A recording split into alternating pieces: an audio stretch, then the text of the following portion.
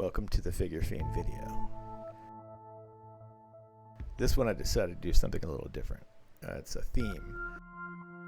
And each of these videos may be a little different. This one I wanted to focus on playsets, horror and sci-fi and fantasy playsets, in particular in a vintage style.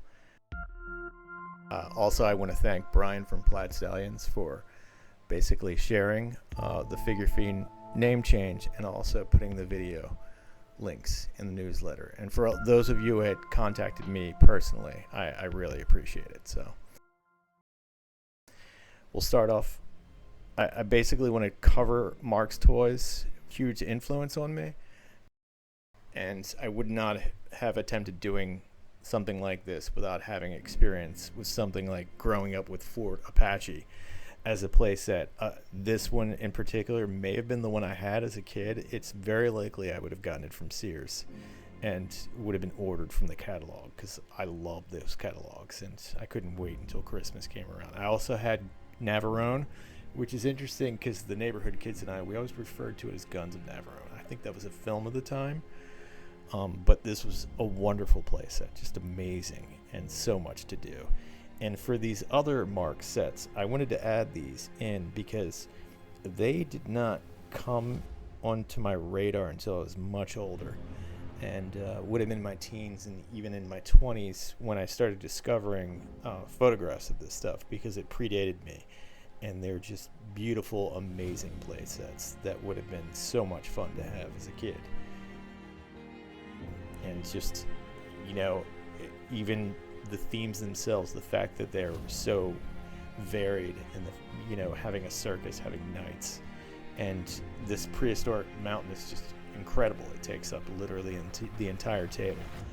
So for me, approaching doing vintage style playsets, I wanted to sort of keep in mind what Marx had done and try to build something that fell into that sort of look and style in that time period. So I took a break from the Mego stuff earlier in the year, I think in the summertime, and I just took a couple months and I built out several playsets, I think 7 in total, and they were just a lot of fun to work on because it was a very different sort of mind space to be in, to work on something small and condensed, just simple, solid, colored figurines and environmental pieces that try to capture the mood and essence of a particular scene or film, and they were just a lot of fun to do. So doing this was really refreshing, and just working with the materials and resins in a different way, getting a chance to paint the surfaces.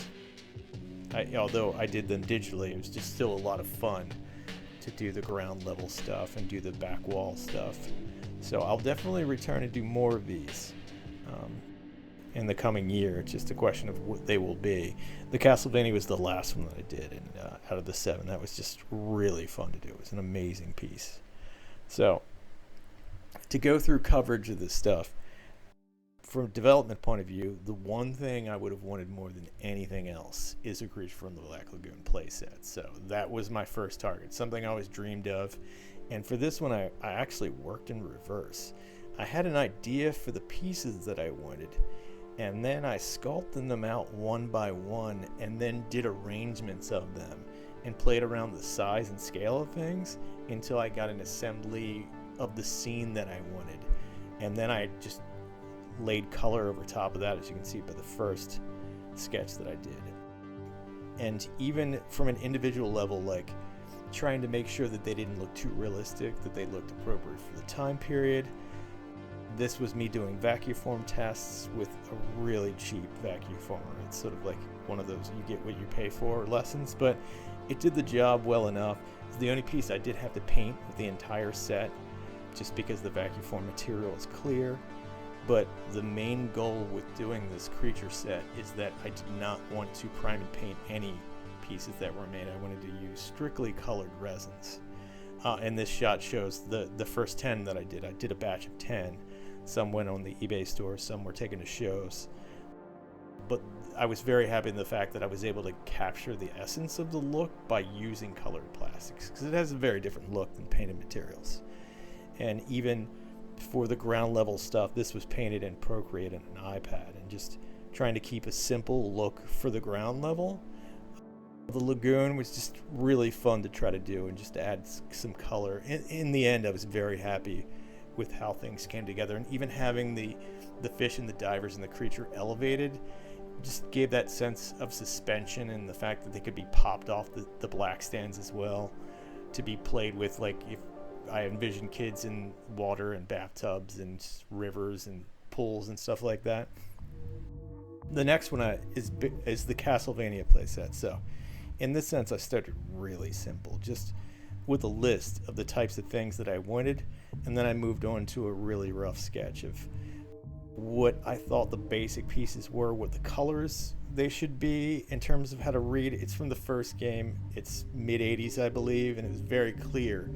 This sketch goes through the definition of like the structures that were needed to make up the components that would exist on the playset, and then the mat itself of getting the basic castle layout, the walkway up across the river that I could lay a drawbridge across, and then me modeling those pieces out and then making changes and doing notes as my first pass. So in the end, I was very happy with the way this came together, and it felt like very extensive and just felt like it would be a lot of fun to play with from a playset perspective. And the color and tone I was very happy with, because it has the gothic aspect to it, but it has very much like early 80s in terms of color. So really fun to work on. The War of the Worlds was another one that started off in a really basic sketch format, where like I wanted the main scene of the ships traveling down the main street with fire surrounding it on tops of buildings, having the army out in front with tanks aiming weapons. It was really cool. The first one, all the pieces were way too big. There were too many of them, so I scaled it down, and by the time I did a series of passes, I got it down to the right size and placement in negative space to basically make it present the way I wanted. And it was great because I was able to run green, I was able to run orange for resin. The Silent Hill was one of the ones I did that it felt too small in scale. And after doing some of the larger stuff, like the War of the Worlds, like the Castlevania, I decided to take another pass.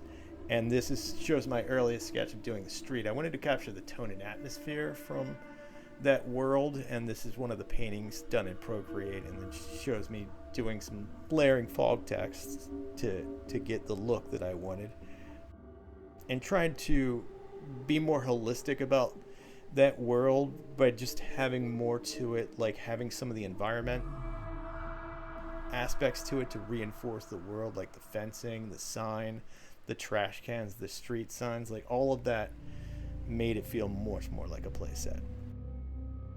The Clash of the Titans stuff was heavily kit bashed from myself.